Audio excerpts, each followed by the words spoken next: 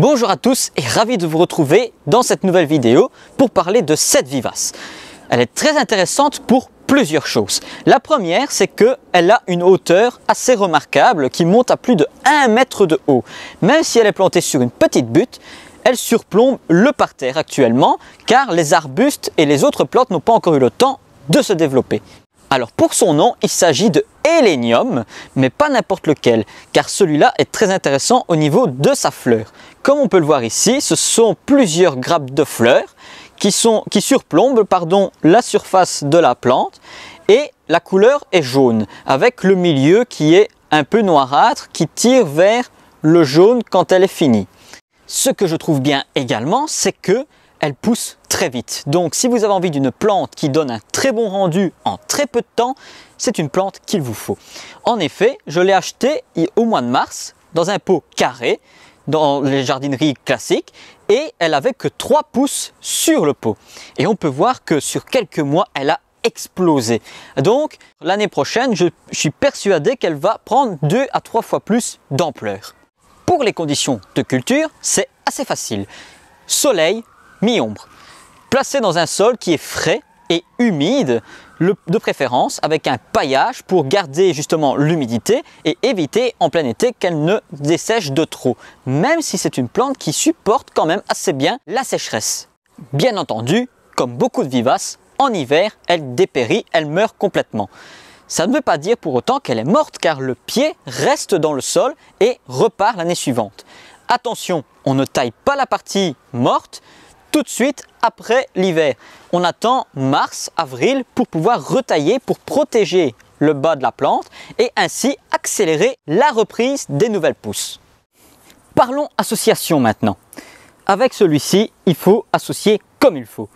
Derrière, en point focal, se trouve un canna qui est encore assez bas, mais il va encore monter. Pourquoi le canna? Il a un feuillage sombre, rouge, avec des nervures un peu orangées quand le soleil donne dessus. Ce qui fait que ça contraste bien avec la fleur quand il va surplomber également.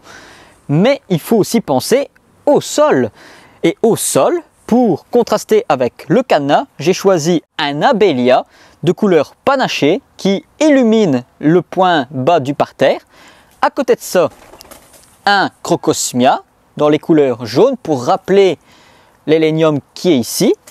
Et alors, en autre couleur, pour contraster un petit peu, des euchères, berry smoothie de couleur mauve rose et des allium millénium qui fleurissent en même temps.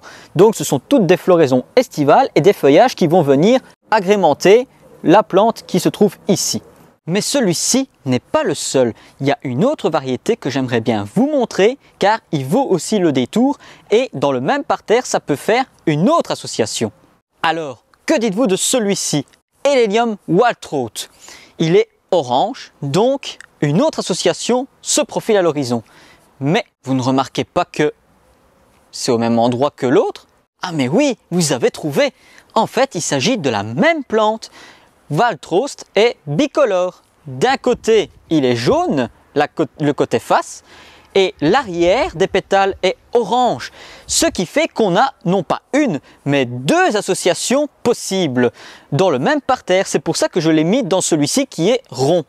Et voilà pourquoi j'ai choisi le canna comme point focal, car il est rouge, contraste bien avec le jaune, mais aussi l'orange.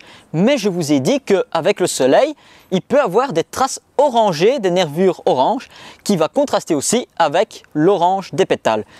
Et le crocosmia, on en parle, regardez, il est jaune d'un côté, et de l'autre côté, il est orangé. Donc, double association également. Et comme l'orange s'associe bien avec le mauve, comme Allium millénium, voilà une des raisons pour lesquelles je l'ai associé dans ce parterre également. Vous voilà maintenant avec une idée d'association et de choix de plantes.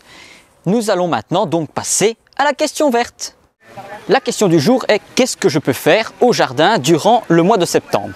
Le mois de septembre est une période idéale pour terminer le bouturage des rosiers. Si vous n'avez pas encore fait, c'est le moment.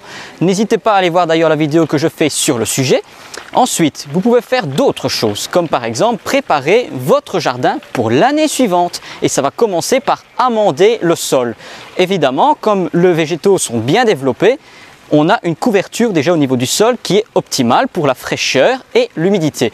Ce qui fait que vous pouvez apporter de la tonte de pelouse, des matières organiques, comme par exemple du compost, vous le mettez en surface, vous l'incorporez et de cette manière, il va déjà commencer à agir pour le printemps.